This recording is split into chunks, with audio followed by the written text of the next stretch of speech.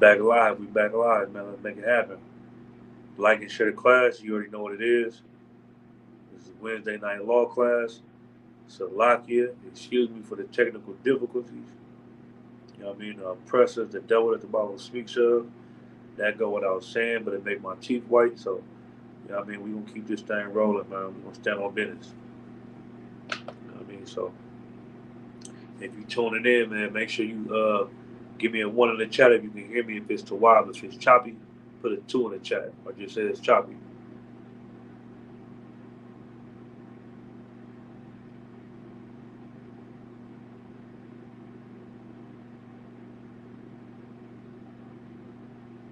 If it's choppy, let me know it's choppy.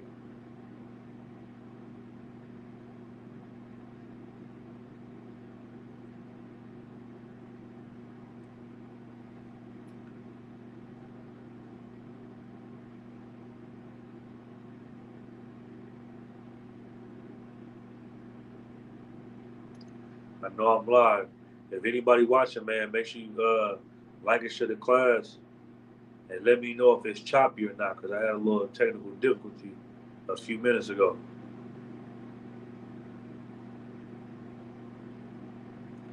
I don't want to be teaching for a whole hour, and the whole time you couldn't hear me. I was on mute, or it was choppy or something, and I didn't taught the whole class.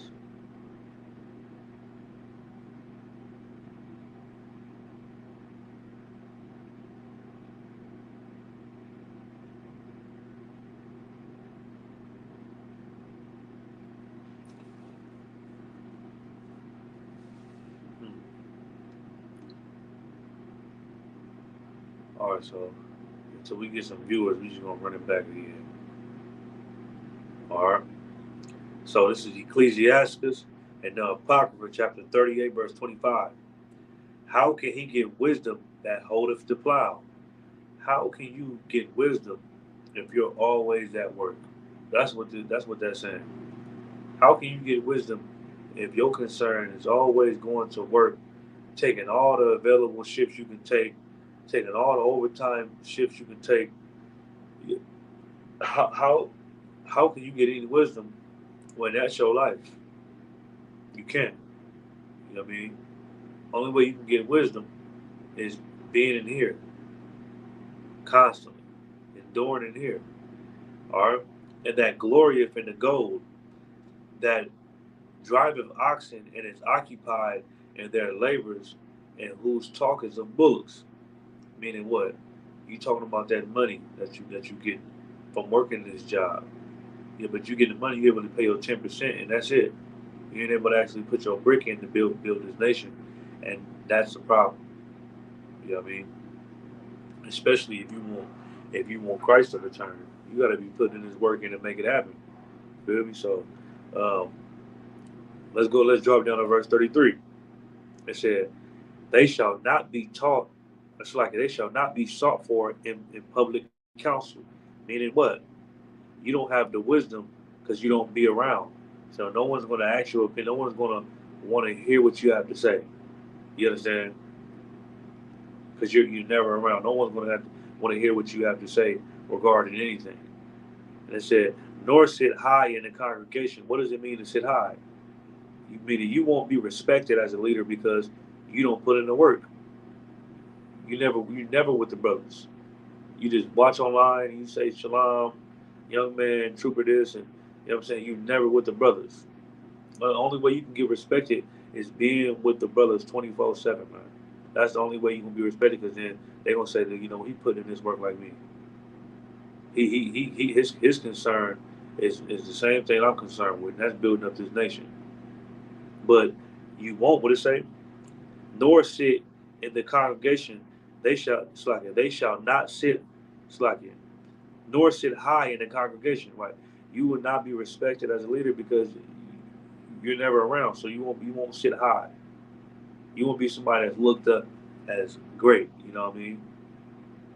Um, nor understand the slacking. Nor understand the sentence of judgment. What does that mean?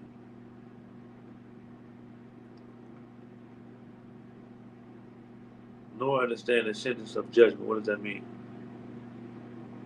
Because like I said, you get wisdom by coming to class, by following counsel, and then guess what? You able to give that counsel to someone young coming into the school. But if you're never around, you don't have that counsel to give to them. You feel me? So, um, what it say? Nor understand the sentence of judgment.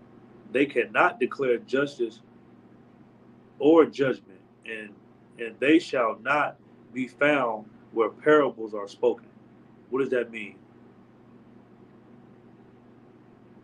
What does that mean? They shall not be found where parables are spoken. What does that mean? Meaning, you don't have that. You don't have the attributes, man, that could be worthy to give counsel to people and judge matters. I mean, you don't have those attributes that can be worthy to give anybody counsel, whether it's a marriage counsel regarding anything. You don't have the attributes to give anybody counsel and to judge matters because you're never around. You don't put your brick in. You understand? That's what that's talking about. And that's why I said they shall not be found where parables are spoken. You won't be found where parables are spoken. Why? Because you don't come to class. You just see us at camp and you get the flyer every time you see us and you say shalom brothers, shalom, and then you just leave. But we never see you. You never stick to your word and come to class like you said you was gonna do. And that's why when you try to talk to your family about the truth, they don't want to hear you because why? Because you don't have the attributes that's worthy to give anybody counsel to get off of drugs or stop eating shrimp, crab, lobster, and pork or being a whore. You don't have those attributes. Why? Because you're never around the brothers. You don't come to class. You know what I mean? Nobody's going to take your advice. Nobody cares about your opinion. You understand? You can't judge matters. You don't give counsel to anybody. You know what I mean? But then you start being around the brothers, then they gonna respect something. They start seeing that you ain't just going through some phase in your life, and yeah, you actually a part of this. Then they gonna respect something. They don't see you actually taking it serious. Nobody's gonna respect you. You know what I mean? So let's jump to 34. It said, "But they will maintain the state of the world, and their desire is in the work of their craft." Right? You gonna maintain the state of the world, meaning you gonna be the same brother you was before you came into the school, or started doing your 90 days. You gonna be the same brother because the concern is not there. You understand? Your concern is the concerns of the world. They said their desire is in the work of their craft.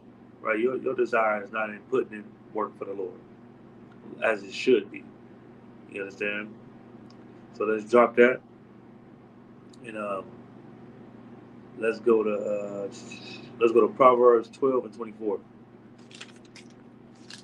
Let's go to Proverbs 12 and 24. And if you can hear me, man, make sure you put your name, city, and state so I can mark you down for attendance. And let me know if it's choppy. Let me know if you can hear me and everything is good. I don't want to be teaching a class for 2 hours, an hour, and then the whole time you couldn't even hear nothing I was saying. That's crazy. All right, so let's go to Proverbs 12 and 24. Proverbs chapter 12, verse 24. The hand of the diligent shall bear a rule, but the slothful shall be under tribute. What that mean? Let's read that again.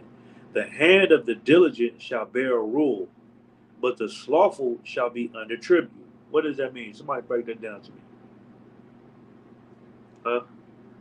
I mean, this means if you work, you get ranked. That's what this talking about.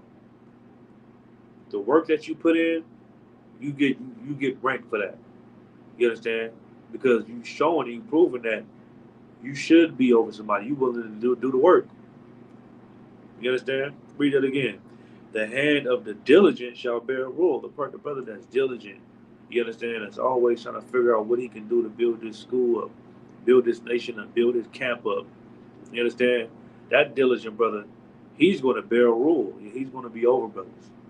They going to brother the captains and the generals. They going to give him rank, right? Because he made this his business. Like Captain Kwame said, he made this his business.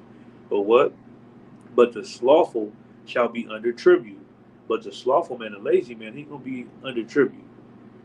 He's gonna tell that call everybody kind on God. Or he will be the same rank forever, or he's never gonna get ranked. Why? Because he's slothful. He ain't really about putting his work in, right? You understand? He just talking good. So let me see if I can need more on that. All right, so we're gonna drop that.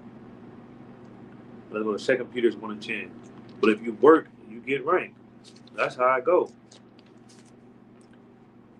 Man, a brother that don't put in no work, he ain't, brothers ain't gonna just give him rank because he been in the school for a long time. That's not how this work. You don't just get ranked because you've been in the school for a long time. You gotta put in work, man. Let's go to Second Peter chapter 1 verse 10. Wherefore, the rather, brethren, give diligence to make your calling and election sure. For if ye do these things, ye shall never fail. You gotta call. You gotta make your election sure, man. What that mean? You gotta come up with ideas. Let's have a food drive. Let's have a clothes drive. Let's go pass out flyers. Let's go do interviews. You understand? You gotta make your election sure. Find out new things that we can do and implement this truth to spread this shit. You understand? Pause. It said, wherefore the rather, brethren, give diligence to your calling. That's like it. Wherefore the rather, brethren, give diligence to make your calling and election sure. You got to give diligence to make your calling and election sure. Come up with ideas on how to get this truth out here, man. You understand? And to build your zone up, build this nation up. Constantly be thinking, and what can I do to make this better? What can I do to build this up? What can I do? That's the type of mindset you gotta have, man. Because the idle mind, that's a devil playground. Like that, like this is I get that I was Christian, but that's a little slogan. But you gotta come up with ideas, man. Let's go back to Mark 4:18.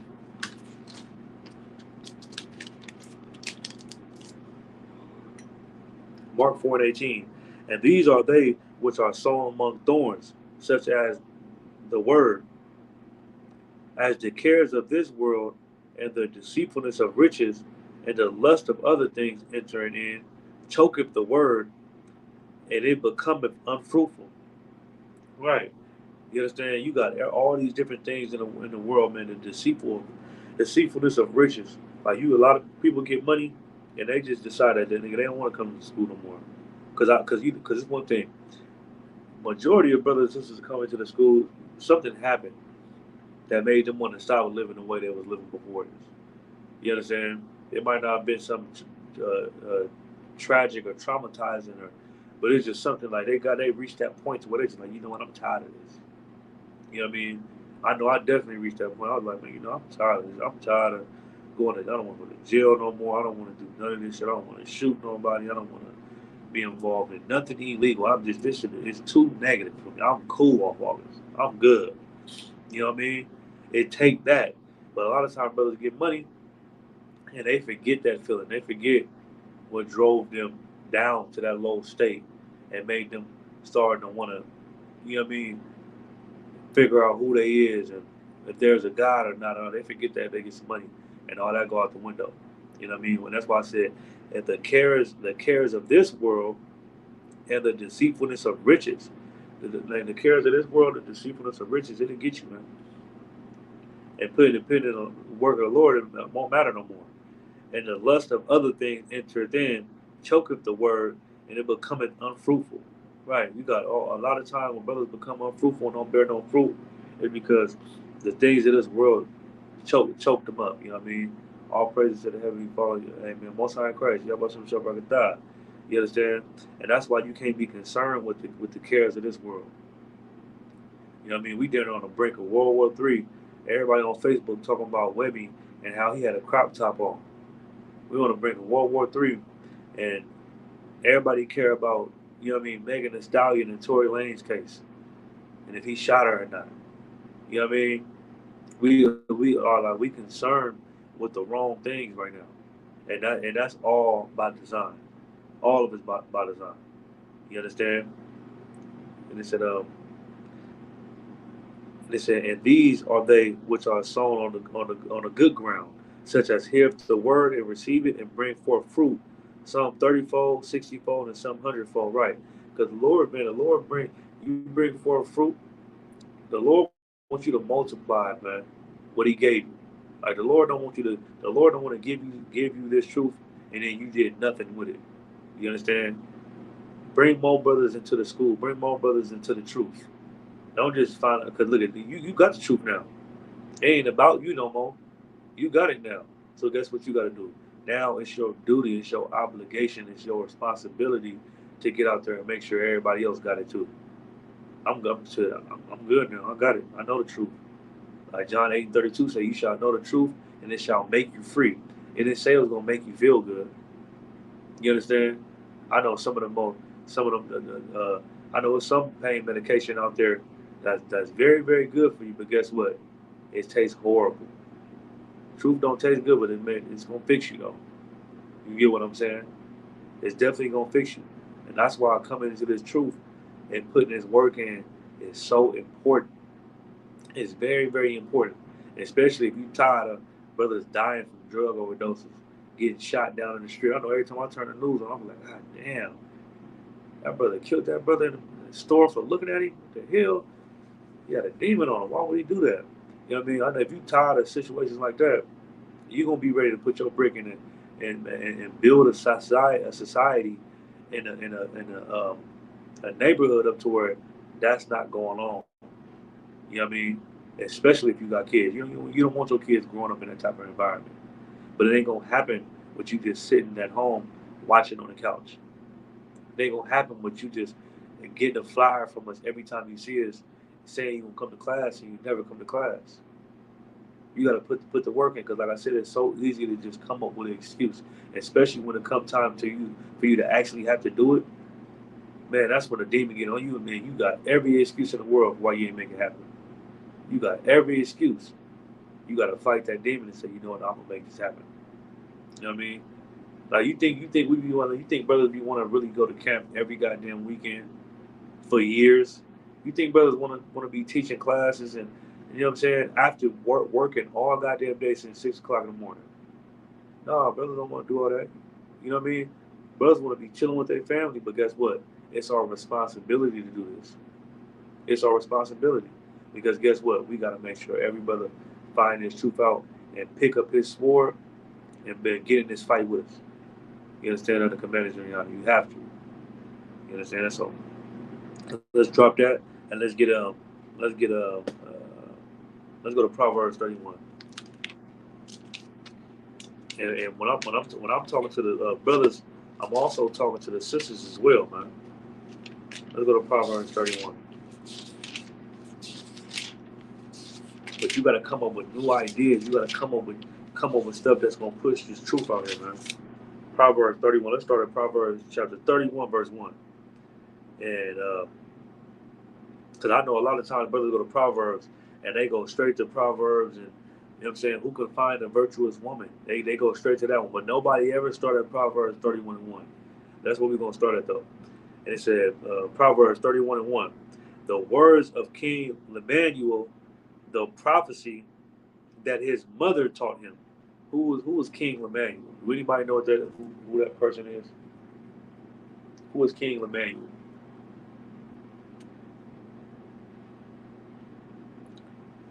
Hey, Jeremiah, Baba Gashah, put your name, city, and state. What state you in, brother? Put your name, city, and state so I can mark you down for attendance. But my question is, the words of King Lemuel, the prophecy that his mother taught him. Who is King Lemuel? Does anybody know?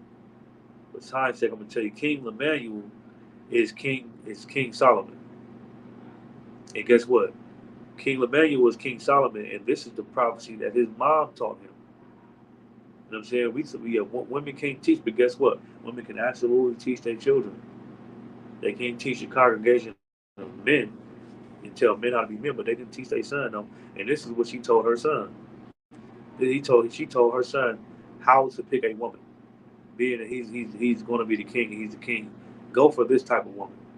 You understand?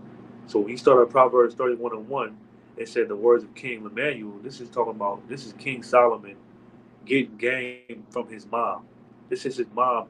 The whole time y'all thought Proverbs 31 was a brother talking. The whole time it was a woman. You know what I mean? So let's go read that again.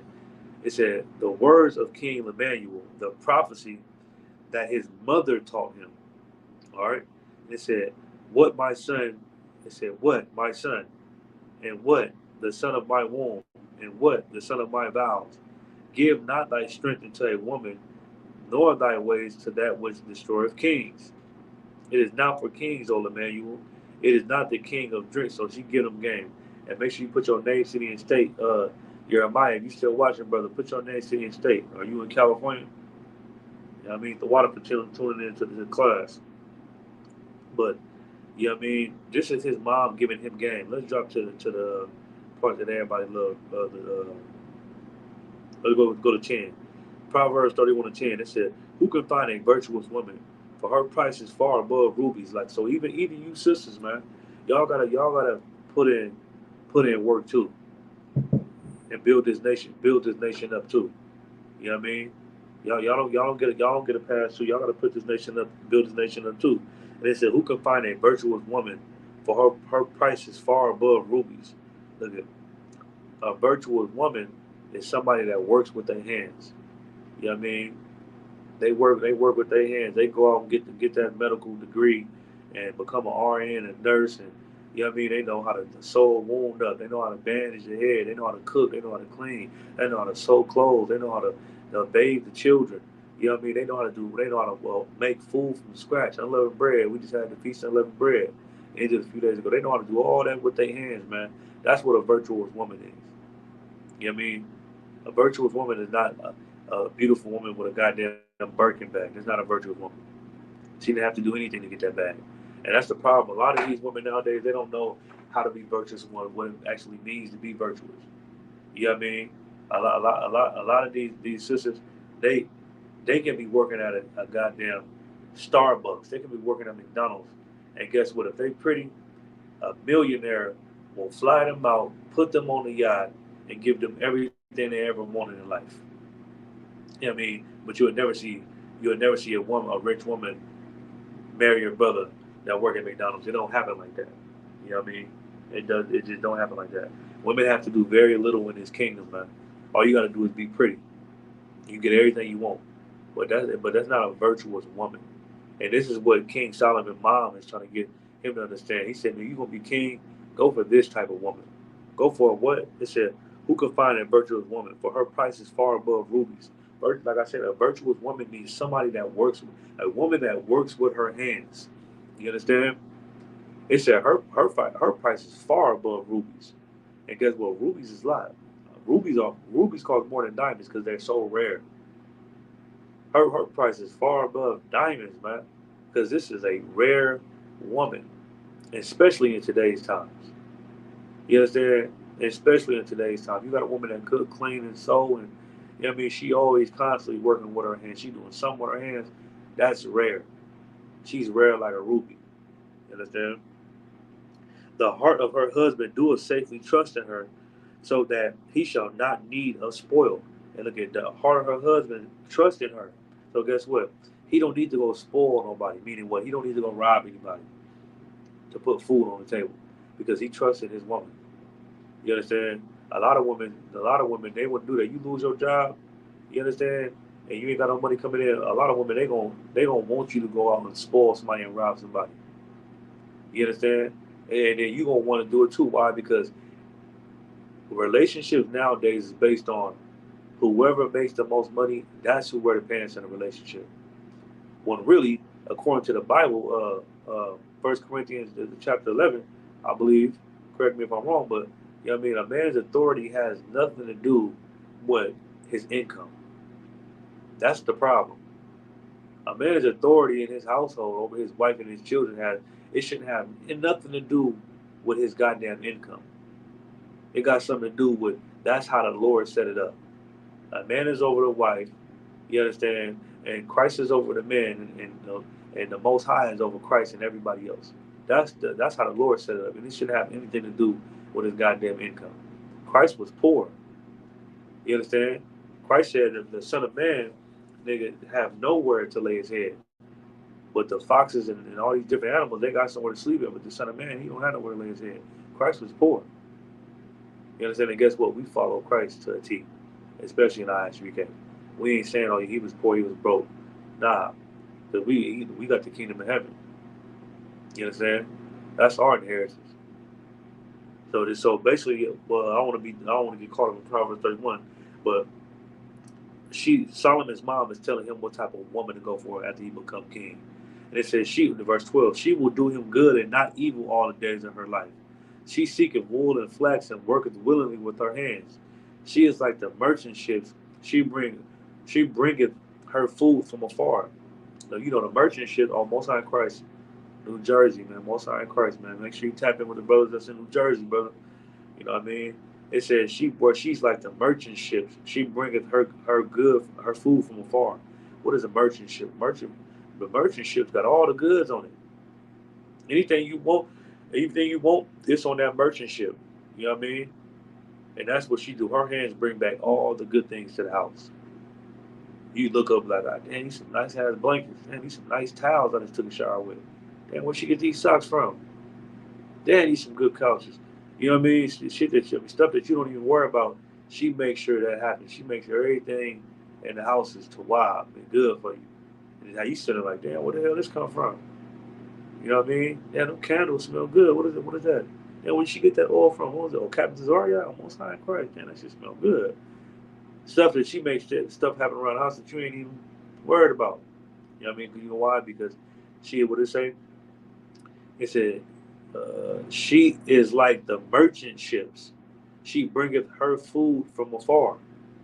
You know what I mean? She like the merchant ships. Merchant ships got all the goods on it. And a virtuous woman is like a merchant ship. She gonna bring all that to the crib. All that to the crib, like a woman's supposed to. She ain't gonna say, nigga, I make more than you, I'll wear the pants, shut your mouth. Because she understands that a man's authority has nothing to do with his income or the amount of money that he makes. That's evil as hell. You understand? But so let's drop that though. So yeah, sisters in it too, man. You gotta build this kingdom of two. Let's go to Colossians 3:23. If you got any questions, man, make sure you put your questions in the chat. Like and share the class, subscribe. Let's go to Colossians chapter 3, verse 23. And it said, Colossians chapter 3, verse 23. And whatsoever ye do, do it heartily as to the Lord and not unto men. Look at everything you do, man, whether it's involvement in school, whether, you know what I mean? And you know, I learned this from Thawan, Officer Thawan in California, Southern California, man, because he told me he was taking karate, right? And then like I think like 6 months down the line, you know what I mean? I was like, damn. I'm like, damn, did you ever take karate?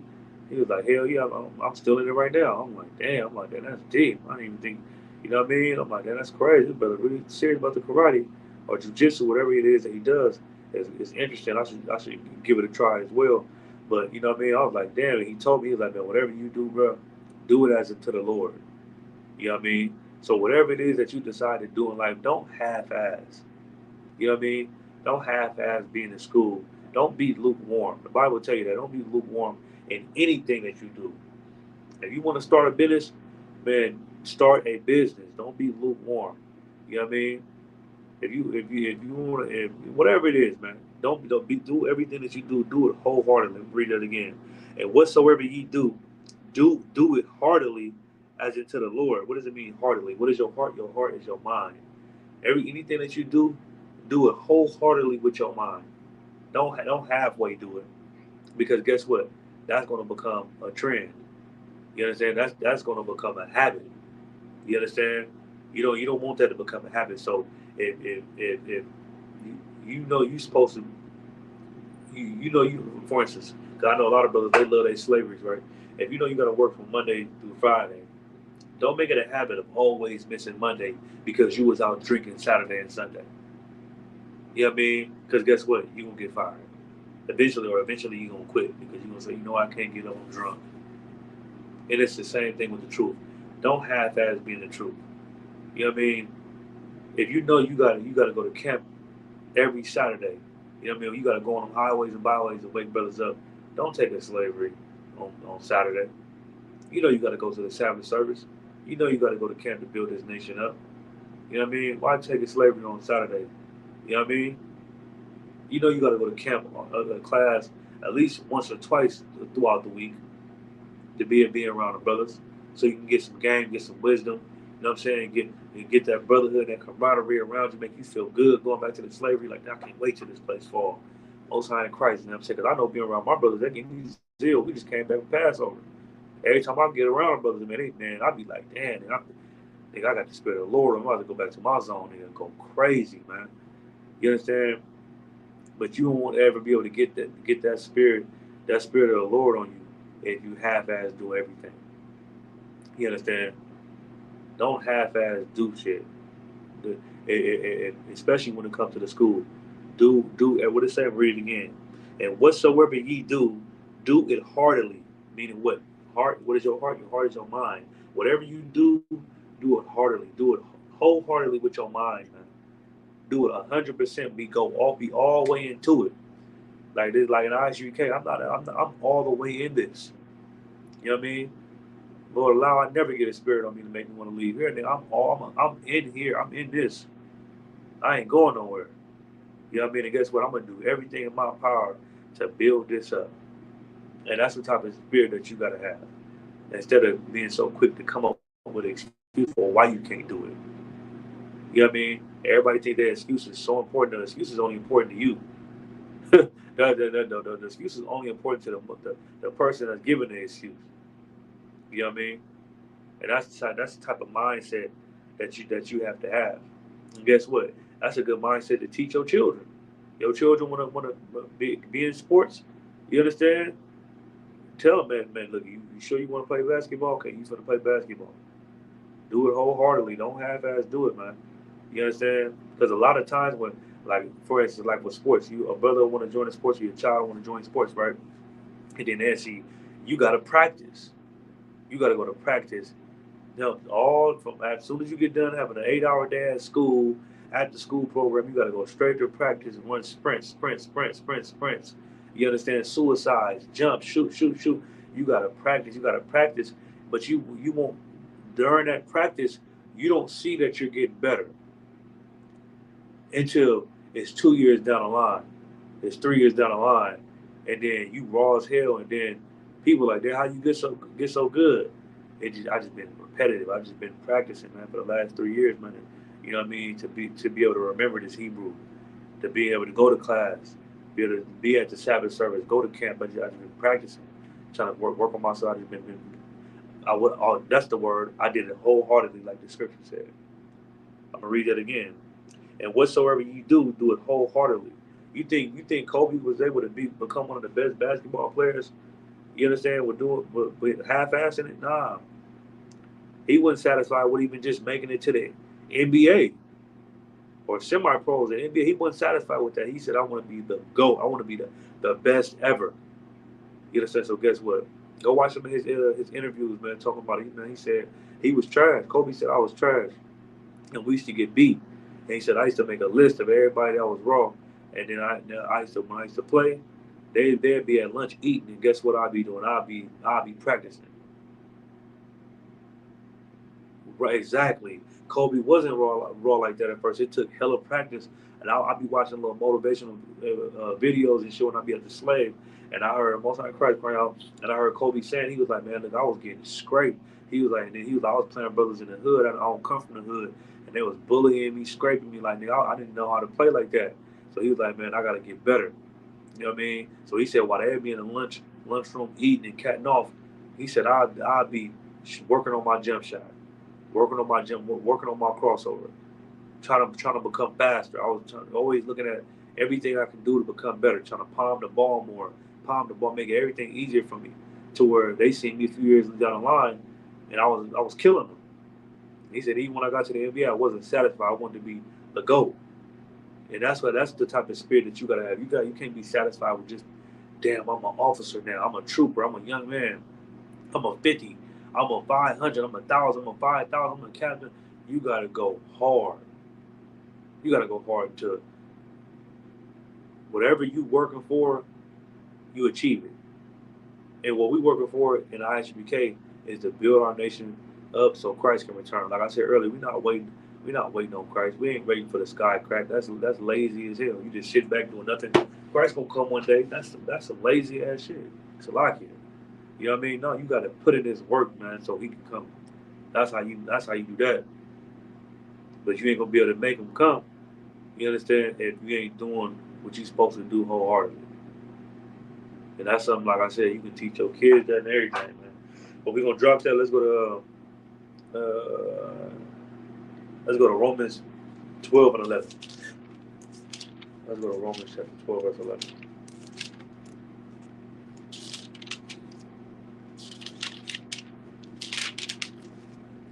Let's see. Romans chapter 12, verse 11. Not slothful in business, fervent in spirit, serving the Lord. You see that? It said not slothful in business. What business is it talking about? This is not talking about a hand-to-hand transaction. You know what I mean? This is not talking about, you know what I mean, whatever way you. It's not talking about you get money. What business is talking about the Lord's business. You understand? Not being slothful in business. Like you got certain brothers that's over certain things in the school. Like you got certain brothers that's like over the Sabbath service. You understand? Like Kappa Shaparian and all those brothers, Kabataban, you know what I mean? All the brothers in all these different zones. You got certain brothers that's over camp leaders. You know what I mean? You got certain brothers that's over certain things, man. That's over certain men. And then what did it say? Not slothful in business. You can't be slothful in business. You understand? You can't be slothful. You can't let. And if somebody sees you slothful, guess what? That might rub off on them. That might rub off on them, and they say, you know what? Especially if you got children, if your kids see. If you wake up every goddamn day and you got children, and they see you don't wake up, brush your teeth, wash your face, take care, groom yourself, cook and clean, and first thing you do is get in your phone or watch TV and later all day, and you know what I mean, making sandwiches. Guess what? That's how they gonna grow up. They gonna be slothful in their business. They're not gonna be able to do anything. You know why? Because they don't see you do anything. You know what I mean? If you know you can come to class, come to camp, you can do all these things, and you just don't do it just because you don't want to. You know what I mean? The brothers around you, that might rub off on them. They might say, you know what? I ain't doing it either. You know what I mean? Well, really, you shouldn't be slothful in your business. Like Captain Kwame said, you gotta make this your business, man. You gotta put this. Gotta be your first wife. You gotta put this, and again, you treat your rib good, right? You treat your wife good. You gotta treat this truth good. You understand? This truth saved your life. You know what I mean? This truth saved your life. You gotta put some respect on it, man. And it say fervent in spirit, serving the Lord. You gotta be fervent in spirit, serving the Lord. You can't be half-assed. All right, so let's drop that. Uh, let's go to Matthew 24 and 42. You know what I'm saying? But and long story short, you got to be passionate about the truth. You got to be passionate. You always got to be finding out new things to do. You got to be passionate about your work, your post. You got to be passionate about it. That's the only way it's gonna grow. That's the only way it's gonna become something that's gonna blossom. You got to be passionate all about it. You know what I mean? It's just like nigga, like collecting shoes or something, or whatever interest that you interested in. It's like that. I know I like shoes, but I like to keep my shoes clean. You know what I mean? I like to make sure they wiped off. You know what I'm saying? I'm gonna probably wear them next week. You know what I'm saying? Put them on a dresser somewhere. Make sure they tawab. You know what I mean? You gotta really be. You can't be slothful with it. But let's drop that. You gotta, but like I said, you gotta be passionate about it, man. But we're gonna drop that. Let's go to Matthew's 24 and 42. Because the more passionate you is about something, you ain't gonna allow that passion. Passion is fire. You know what I'm saying? Passion is what keep that that fire lit. It's just like if you passionate about a woman or a woman's passionate about a man. If you passionate about somebody, you gonna make sure that fire lit. You gonna do everything you can that I'm about to get her some flowers. I love this. I'm very passionate about her. I'm gonna get her some flowers. You know what I mean? I'm gonna take her out to eat. You know what I'm saying? I'm gonna make sure we got a babysitter. I'm gonna make sure we do this. I'm gonna do this for her. I'm gonna get her nails done, get her hair done. You know what I mean? Or sister be like, you know what? I'm passionate about him. But he like, oh, he want a PS5. I'm gonna make sure he got that. He do me good. I'm gonna make sure he got. I'm passionate about this man. I'm gonna make sure he got his PS5. He got these new shoes that came out. I'm gonna make sure he got his favorite Clippers. I'm gonna make sure he got any car that he want because I'm passionate about him. And that's how you have to be about the truth. You gotta be passionate about. You gotta make sure that fire never get put out. You understand? And that's why Christ gave the parable of the kingdom of heaven being likened to 10 bridegroom or something like that. Was it 7? Or it was 10? And it said 5 had the oil. You know what I mean? All of them had their oil, but 5 of them ran out of oil. You don't want to be those 5 that ran out of oil. What does that oil symbolize? That oil symbolized zeal because they was passionate about marrying his brother. So guess what? They brought extra oil because they was prepared to stay outside and wait because they know it might be all. He finna marry all of them. This might take all night. I'm about to bring me some extra oil because we all finna marry him. But this might take all night. So let me bring some extra oil. The other ones, they didn't bring any oil. You know why? Because they didn't have any zeal. They didn't have any passion. It wasn't that serious to them. They were slothful. They wasn't really about that business. You know what I mean? And you don't want to be like that. You want to make sure that fire always burning and you want to push this out there. You understand? So let's drop that. And let's get Romans. I'm tripping. Let's get Matthews 24 and 42. Matthews 24 and 42.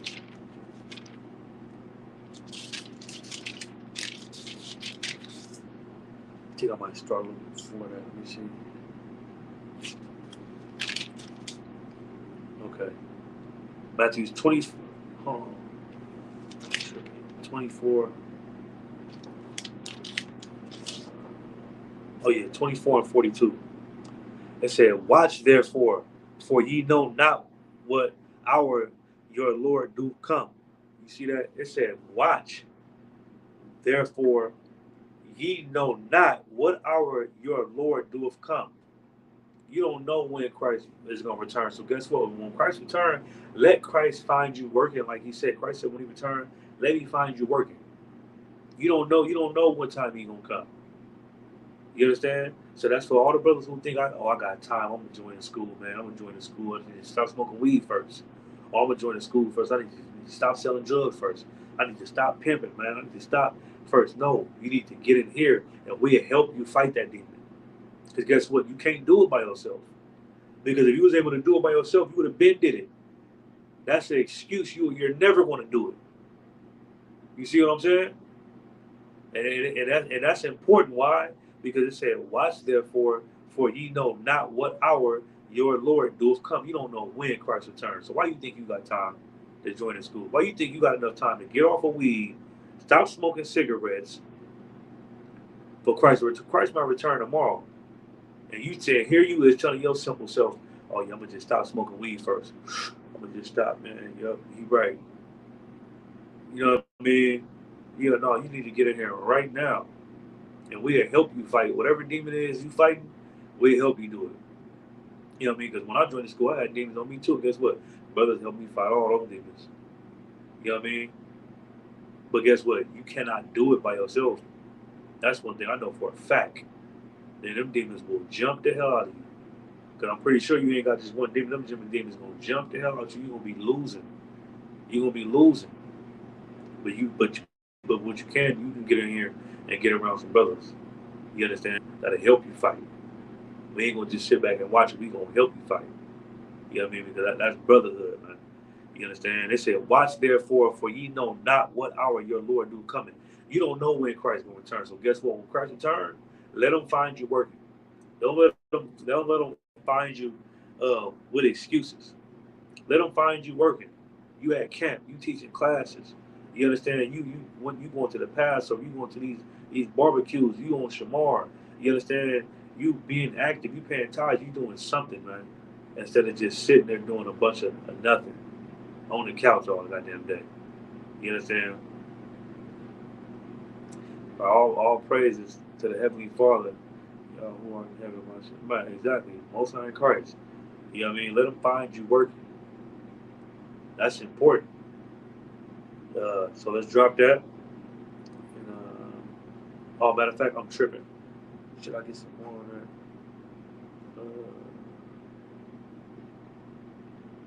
Okay, no, we're going to drop that. And let's go to Matthew's, the 25th chapter. Matthew's 25 and 14. Matthew chapter 25, verse 14. It said, "For the kingdom of heaven is as a man traveling into a far country, who called his own servants and delivered unto them his goods." Right, and this is the parable of the talents. You know what I mean? Hey, Most High in Christ, M-Trax, what's going on with you, brother? I ain't seen you in a minute, man. You understand? You need to go ahead and come to camp or something, man. You understand? Tap in with ISBK and make it official. Uh, let's read this again. It said, "For the kingdom of heaven is a man traveling into a far country, who called his servants and delivered unto them his goods. And into one he gave 5 talents, to another 2, and to another 1, to every man according to his uh, several ability. And straightway took his journey." So he said that he said that, "For the kingdom of heaven is a man traveling to a far country." The kingdom of heaven, like I say, man, people think coming into the truth, it just they saved the next day. It ain't gonna be hard. No, man, look at this is a marathon we here running. You just because you come into the truth don't mean you have to finish line tomorrow. This is a marathon. This is what they say. This is a far country. It's like traveling to a far country. It's gonna take some time. You understand? It's gonna take some time. Yeah, shout out to my boys in ISBK, man. Most High in Christ, brother. Really tap in with us though, man. Let's get this situated, man. You understand? That's what the kingdom of heaven is like. It's like traveling to a far country. All right, and it said, "Then he that had received the 5 talents went and traded with the same and made them other 5 talents." So this brother, he gave 5 talents. He went out and he doubled that. He put in work. The Lord gave him 5 talents. He took those 5 talents and then he went and put in more work and double. It was able to double those talents and able to double what Christ gave him, right? And made them 5 talents. And likewise, he that had received 2, he also gained other 2. And our brother, he took what Christ gave him. Christ gave him 2 talents. Then he was able to go double those talents and make more. But he that received 1 went and digged in the earth and hid his Lord's money. But his other one that received 1 talent, he hid that and he hid it inside the earth, and he waited for Christ to return. You understand? You see, right? So let's keep going.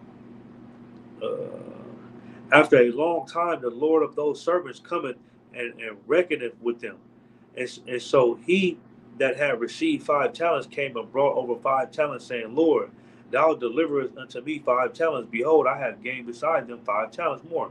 So Christ returned, and he said, "Look at Lord, you gave me 5 talents, and look, I doubled it. I got 5 more talents, man. I've been out here putting in work. I was able to double it, what you gave me." It said, "Behold," and it said, "His Lord said unto him, well done, thou good and faithful servant. Thou hast been faithful over a few things. I will make thee ruler over many things. Enter thou into a joy of thy Lord." Verse 22. He also had, it's like it, he also that had received 2 talents came and said, "Lord, thou delivered unto me 2 talents. Behold, I have gained 2 other talents beside them." His Lord said unto him, "Well done, good and faithful servant. Thou hast been faithful over a few things. I will make thee ruler over many things. Enter thou into the joy of thy Lord." And he said, verse 24. Then he which had received the 1 talent and said, "Lord, I knew thee that thou art an hard man, reaping where thou hast not sown, and gathering where thou hast not straw. And I was afraid, and went and hid thy talent in the earth. Lo, there thou hast that is mine. That's like it. There thou hast that is thine. His Lord answered and said unto him, Thou wicked, slothful servant, thou knewest that I reap where I sowed not, and gathered where I have not straw. So instead of this servant doubling that one talent that he had, he went and took that talent and he hid it in the earth, and he waited for Christ to return. And he said, "Look at man, look at sir, I feared you, so I just hid the talent and waited for you to return to give it back to you." And what did Christ say? Christ said, "Thou wicked, slothful servant, thou knewest that I reap where I sowed not, and gathered and gathered where I have not straw." So he told him that he was wicked and slothful. He was a wicked and slothful servant. Why was he wicked and slothful? Did anybody know? Why was he wicked and slothful?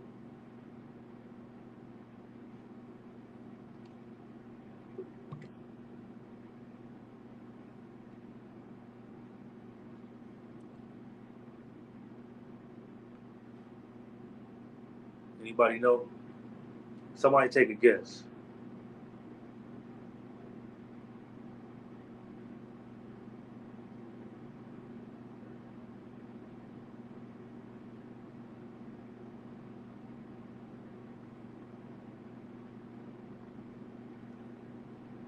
He said it because this brother was lazy, man. He didn't want to go out there and put the work in to double this talent. He didn't want to do it. You know what I mean? He had an excuse.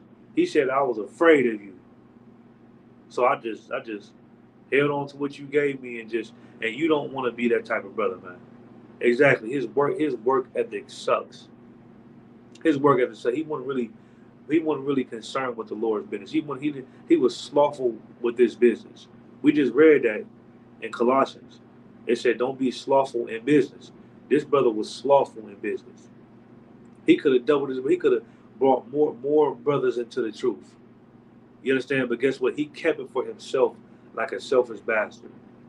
That's what these talents are symbolizing. You understand? Some brothers able to bring but some brothers able to bring brothers into the school, brothers into the truth, right?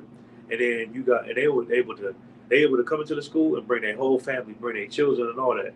And you got some brothers, they just come into the school and ain't nothing wrong with it, and they don't bring nobody. They damn near ain't even in the school for real. You understand? They've been a young man for 4 years. You know what I mean? And you don't want to be slothful, man. That's why Christ said when he returned, let me find you working. You don't know when Christ returned. He's supposed to come back and find you working. He gave you this truth. Push this truth, man. Let's get this out there. Let's build this nation up, man.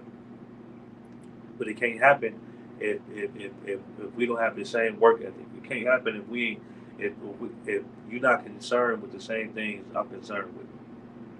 It can't happen. You know what I mean? It can't happen if your slavery is more important than serving the Lord. It can't happen if celebrating Easter is more important than serving the Lord. It can't happen. And that's another thing I notice. A lot of times, brothers and sisters in the world, they love serving Christianity and Islam and all these different religions because their God won't tell them no. And that's another reason why a lot of brothers got excuses for why they come into the school.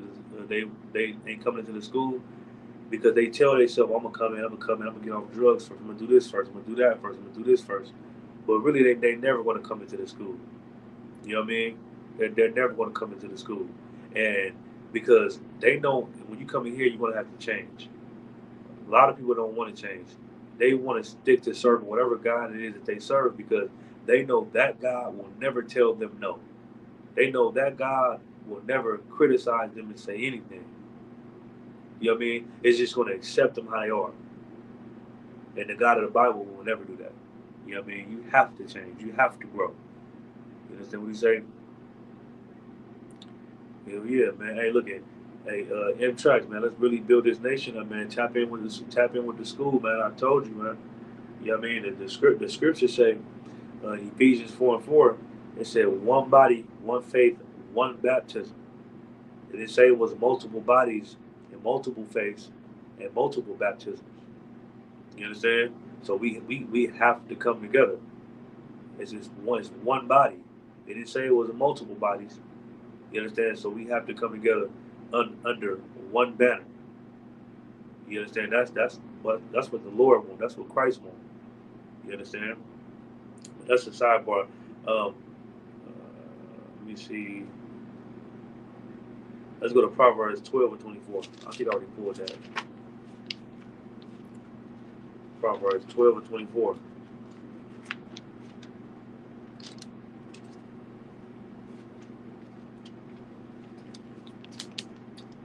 Let's see. Oh yeah, I did. I'm gonna pull it again though. Proverbs 12 and 24 said, "The hand of the diligent shall bear a rule, but the slothful shall be under tribute." What does that mean? The hand of the diligent shall bear a rule, meaning that if you put in the work, you know what I mean, you gonna get the rank. So you see brothers like Captain Tazariak and Captain Kadazai, those brothers put in so much work to where they're captains now. But guess what? They was once young men wearing all black. They was once troopers wearing all black 50s and officer. And guess what? They took those talents that the Lord gave them and they doubled it, man. And guess what? They done brought thousands of brothers into the truth, into the school. I ain't gonna say thousands, but they done brought a whole lot. You know what I mean? Because they're not afraid. They made this their business, man. But it said, but the slothful shall be under tribute. But the slothful, man, you ain't gonna never have rain. You understand?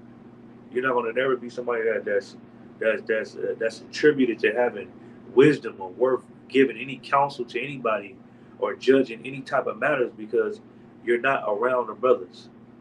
You don't do anything. You understand?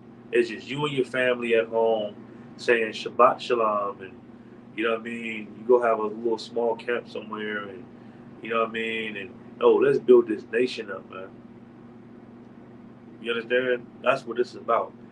Either you gonna put in the work for the Lord, or you gonna be a slave forever. You understand? Either you gonna put this work in for the Lord, or you gonna be a slave forever. Because like I said, we ain't waiting for Christ to return. Christ waiting on us. We got to do this. You know what I mean? Let's drop that though. Let's go to Luke 17 and 20. Luke chapter 17, verse 20.